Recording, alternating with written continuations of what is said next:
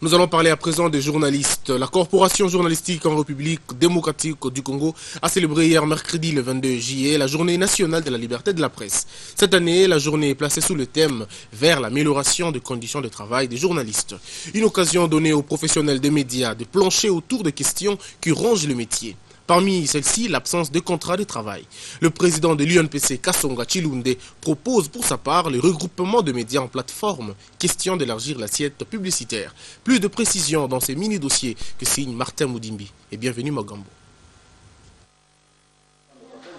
Chaque 22 juillet, la Corporation journalistique en RDC célèbre la journée nationale de la liberté de la presse. Cette année, la journée est célébrée sous le thème « Vers l'amélioration des conditions de travail des journalistes ». Occasion pour le président de l'Union nationale de la presse du Congo, Victor Boukar Kasonga Chilunde, de fustiger le comportement de certains patrons de presse qui font travailler les professionnels de médias sans un contrat de travail au préalable.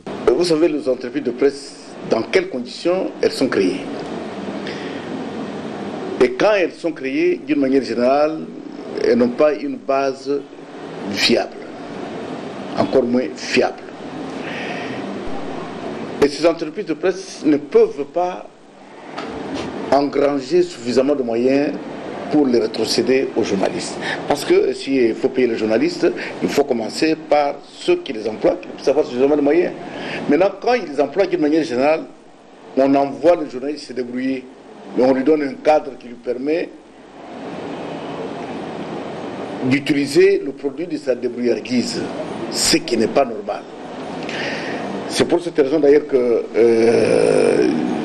j'ai mis mon mandat sous le signe de la viabilité économique des entreprises de presse. Pour mettre fin à ce fléau, le numéro 1 de l'UNPC propose à ces derniers de regrouper leurs organes de presse en plateforme, question d'élargir l'assiette publicitaire et offrir ainsi les meilleures conditions de travail aux journalistes. Tout ça, il faut qu'on y réfléchisse et qu'on prenne des décisions courageuses. Par exemple, de regroupement de médias pour en réduire le nombre, de sorte que si demain une entreprise dit « moi, au lieu de 1000 $, moi je vais vous payer 300. Il sent la résistance ici, quand il va chez un autre, il sent la même résistance, vous verrez qu'automatiquement il va se mettre sur la voie. Mais il peut venir ici, lui refuse, mais l'autre accepte. À partir de ce moment-là, le travail qu'on fait est nul.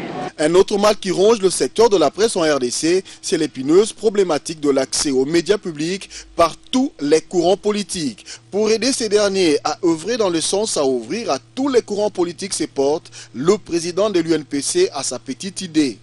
Non, les médias publics, c'est-à-dire que nous avons une acception difficile à comprendre des médias publics. Les médias publics sont au service du public. Ça veut dire de tout le monde. Et même pour le passage, surtout pendant la période électorale, on vous dit, vous qui êtes du pouvoir, autant de temps, le même temps que ceux de l'opposition. Tout le monde doit passer dans les médias publics. Parce que, pourquoi on le dit ça? Parce que c'est de l'argent du contribuable que fonctionnent les médias publics, parce qu'ils sont pris en charge par le trésor public. Alors, je ne sais pas, il faudra peut-être attendre le temps pour que ceux qui dirigent ces médias et tous les autres responsables, tant politiques que professionnels, comprennent qu'il faut ouvrir ces médias pour que tout le monde y accède, avec beaucoup de responsabilités bien sûr, parce que vous soyez des médias publics ou privés, un journaliste est avant tout un journaliste. Tout compte fait, en ce jour de la célébration de la Journée nationale de la liberté de la presse, les professionnels de médias en RDC doivent accepter d'être à l'origine du changement des politiques gouvernementales. Ils doivent dénoncer dans la limite du respect de la loi tous les maux qui rongent la société. Agir ainsi, les professionnels des médias vont pleinement jouer leur rôle du 4e pouvoir.